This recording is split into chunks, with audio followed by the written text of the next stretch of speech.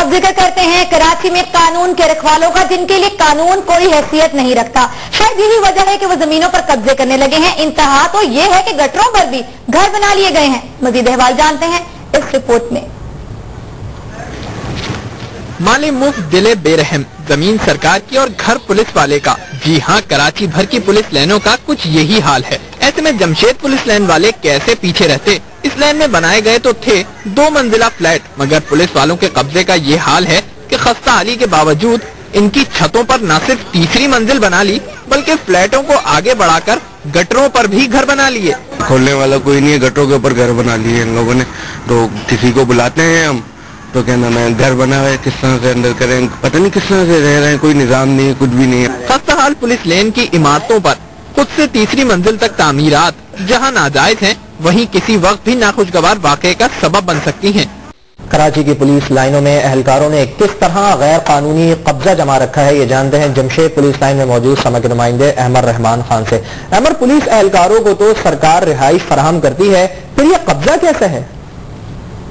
जी देखिए, शहर भर की जो मुख्तलिफ पुलिस लाइनें हैं, वहाँ पर जो है वो तामीरात जो है वो गैर कानूनी इस तरह की जाती हैं कि जो फ्लैट 2 मंजिल बना के दिए जाते हैं गवर्नमेंट की तरफ से, उसकी न सिर्फ तीसरी मंजिल कायम कर दी जाती है, खस्ता हाली उस बिल्डिंग की तस्वुर नहीं की जाती, और साथ ही साथ उन घरों को जो है वो आगे बढ़ा दिया जाता है। जो जगह खाली होती है उस जगह पर जो है वो बढ़ा दिया जाता है जहाँ पे जो है वो ये लगा है कि जिससे जो है वो गैर कानूनी कब्जा जो है वो किया जाता है। वैसे आप ये देख सकते हैं कि एक घर मेरे बिल्कुल आगे जो है वो यहाँ पर एक घर है जिसमें जो है वो फ्लैट की बिल्डिंग के आगे जो है ये बना दिया गया। और सिर्फ ये इस जगह का हाल नहीं है, शहर की मुख्तलिफ जितनी भी जो है वो पुलिस लाइनें मौजूद है, वहाँ पर यही हाल बरकरार है कि न सिर्फ दूसरी मंजिल के बजाय एक और मंजिल कायम कर दी गई है वहाँ पर। उसके साथ ही साथ जो जगह होती है आगे, जो फ्लैटों के आगे दी जाती है, छोड़ी जाती है कि गाड़ी खड़ी करने के लिए, बाइक खड़ी करने के लिए, वहाँ पर जो है या इवन गटर्स के लिए, वहाँ पर जो है वो गैर कानूनी कब्जा कर जो है वो आगे घरों को जो है वो बढ़ा दिया गया है, और उस जगह पर भी जो है वो कब्जा कर लिया गया है। और पेटीबंद भाई जो है वो पेटीबंद भाइयों का ही साथ दे रहे हैं। महकमा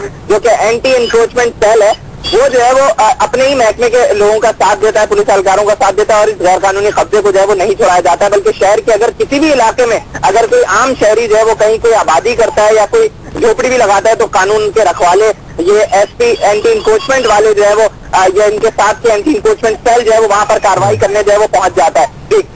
अच्छा, आपने कहा कि जो महकमा है वो तो किसी किस्म का कोई नोटिस नहीं ले रहा, लेकिन जो आला पुलिस अफसरान हैं उनके इल्म में क्या ये बात नहीं है, इस कानून शिकनी का वो कोई नोटिस नहीं लेते?